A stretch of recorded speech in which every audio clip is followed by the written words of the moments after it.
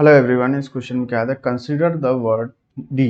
D word है free will. Free will को अगर आप ध्यान से देखोगे तो इसमें कितने लेटर्स हैं आपके पास, कितने लेटर्स हैं, टोटल 9 लेटर्स हैं, जिसमें से ई 4 टाइम्स आ रहा। ठीक है।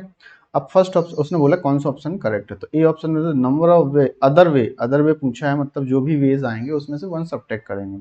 इन which the letters of word D can be arrange. तो आप बताओ 9 हैं तो 9 फैक्टोरियल अपॉन उसमें से 4 ई रिपीट है तो 4 फैक्टोरियल, उसमें से वन सब्ट्रैक्ट करना पड़ेगा। तो ये क्या लिखा, 9p5 -1, ये आंसर आएगा, क्योंकि अदर्स वन है तो वन सब्ट्रैक्ट करना पड़ेगा, इसमें वन सब्ट्रैक्टेड नहीं है तो ये ऑप्शन गलत है। अब उसने बोला number of ways in which the D word है ना arrange in a circle. Circle में अरेंज करना है तो सर्कल में अरेंज करने का और एंटी क्लॉकवाइज और क्लॉकवाइज डिस्टिंग्विश है तो क्या होता है n-1 फैक्टोरियल। तो कितना आ जाएगा 8 फैक्टोरियल, उसमें से आपके 4 ही रिपीट है तो 4, तो इसको लिख सकते 8p4। तो आपका डी करेक्ट हो जाएगा। ठीक है। अब सी में क्या आता है, number of ways in which letter D can be arrange, तो vowel and consonant both are alphabetical order. Alphabetical order मतलब कितने, टोटल 9 वर्ड्स थे, ध्यान से सुनिएगा। 9 वर्ड्स का लेटर, 9 लेटर्स का वर्ड बनना है। 1 2 3 4 5 6 7 8 9। ठीक है।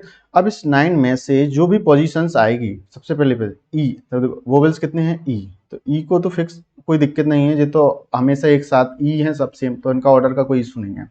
वो कॉन्सोनेंट का ऑर्डर का इशू है। कॉन्सोनेंट में सबसे पहले क्या, जैसे A B C D E F है ना, ये ऐसे आता है, एच आई जे के ये सब आता है। तो सबसे पहले वोवेल्स में क्या आएगा, सबसे पहले आप सिलेक्ट करोगे एफ आएगा, फिर आप एच आएगा, है ना, ऐसे वोवेल्स आएंगे, मतलब पोजीशंस ऐसे आएगी। सबसे पहले एफ आएगा, उसके बाद एच आएगा, चाहे वो एच कुछ गैप के बाद, जैसे एफ यहाँ पे आ गया मान लो, फिर एच आ गया, फिर ऐसे चलते जाएंगे, मतलब समझ पा रहे हैं। तो ये 9 प्लेस में से आपने 5 प्लेस सेलेक्ट कर लिए, किसके लिए, कॉन्सोनेंट के लिए। उन पांचों को अरेंज करा, एक तरीका होगा। क्यों एक तरीका होगा, इसलिए एक तरीका होगा क्योंकि जब उनको पोजीशन चेंज नहीं करना और ऑर्डर सेम रहेगा तो एक ही तरीके से ऑर्डर बना दे सकता अल्फाबेटिकली। ठीक है। तो एक 5 फैक्टोरियल नहीं करेंगे मल्टीप्लाई में, क्योंकि कॉन्सोनेंट को अरेंज किया और आपने 5 जगह सेलेक्ट की कॉन्सोनेंट के लिए, उनको बैठा दिया, एक बार में ही बैठा दिया।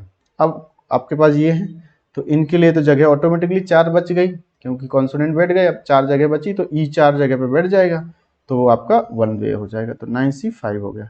9c5 को आप लिख सकते हैं जो कि ऑप्शन लिखा है 1/2 10c5, दोनों सेम ही है, तो आपका आपका सी ऑप्शन करेक्ट है। आप चाहो तो दोनों सेम कैसे, इसको ओपन करके देखो तो यही आ जाएगा। ठीक है।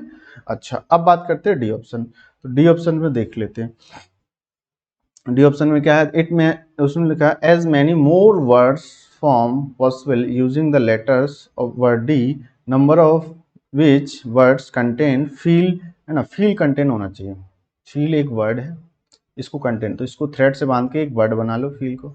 और बाकी कितने बचे आपके पास, 6, बाकी के 5 हैं, टोटल 5 ये हैं और ये एक, तो टोटल 6 फैक्टर है।